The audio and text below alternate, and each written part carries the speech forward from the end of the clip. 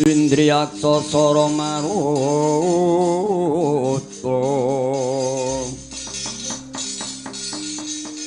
bawana bana marga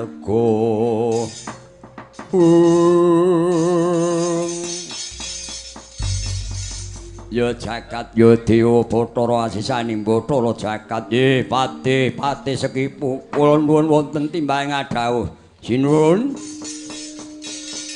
ora ayat padha raja piswanira marak ana ing ngarsaning ingsun ya te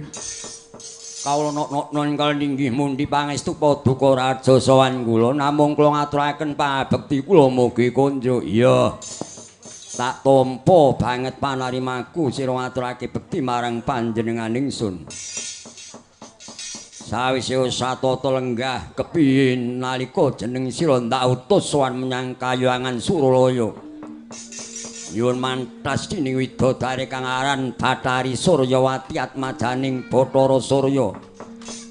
pukulun Bathara Guru marengake apa ora ate inggih sinuwun penglamar paduka din menika sampun dipun tampi kayan pekulun Bathara alah dalah banget